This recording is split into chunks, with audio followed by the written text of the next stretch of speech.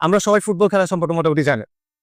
ফুটবলে ক্রস করে না, ওই যে উইং থেকে উড়ায় মারে পেনাল্টি বক্সের ভেতরে।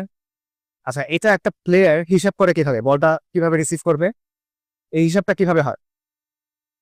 এটার একটা শাস্ত্রীয় উপায় আছে, যে বলটা কত গতিতে মারা হইলো, এটার অ্যাঙ্গেল কি, এখানে স্পিন কতটুকু আছে, উইন রেজিস্ট্যান্স কত, একটা ফর্মুলা আছে, ক্রাশের অঙ্ক, প্রজেক্টরের অঙ্ক।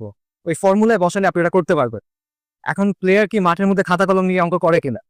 না, সে একটা মেন্টাল শর্টকাট ইউজ করে। কি করে? সে 3টা কাজ করে।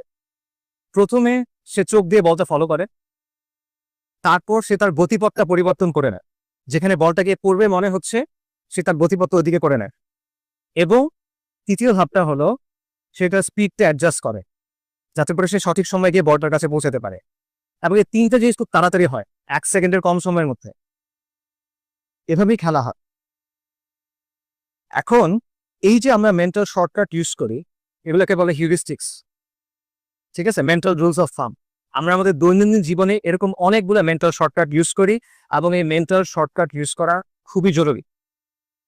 তবে সব ধরনের চিন্তা এভাবে শর্টকাটে হয় না।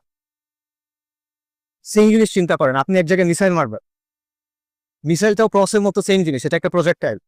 কিন্তু তখন কিন্তু আপনি সেন্সে সেন্সে হিসাব করবেন না, আপনি তখন ক্যালকুলেটর দিয়ে, কম্পিউটার দিয়ে নানা হিসাব করে কাজটা করবেন।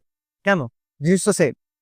কারণটা হলো হিউরিস্টিক্স দিয়ে যখন আমরা কাজ করি, মেন্টাল শর্টকাট দিয়ে আমরা যখন কাজ করি, তখন কাজটা খুব দ্রুত হয়, কিন্তু অ্যাকুরেসি কম হয়। আর আমরা যখন ধাপে ধাপে কোনো কাজ করি, জটিল হিসাব করি, তখন এটা স্লো হয় কিন্তু অ্যাকুরেট হয়। এবং মেন্টাল শর্টকাট দিয়ে আমরা যখন চিন্তা করি, সাধারণত কমপ্লেক্স প্রবলেম এভাবে সলভ করা যায় না, জটিল সমস্যা এভাবে সমাধান করা যায় না। সমস্যা হলো দুনিয়ার বেশিরভাগ গুরুত্বপূর্ণ জিনিস আসলে কমপ্লেক্স প্রবলেম, এগুলো কয়েক ধাপে সমাধান করতে হয়। এখন আপনি যদি এটা মেন্টাল শর্টকাট দিয়ে সলভ করতে চান, এক লাইনে সমাধান করতে চান, তখন ব্যাপারটা হয়ে যায় মনে মনে ক্যালকুলেস করার মতো, তখন ব্যাপারটা হয়ে যায় মনে মনে ত্রিকোণমিতি করার মতো। সেটা করতে গেলে কি হবে? ভুল অ্যান্সার আসবে।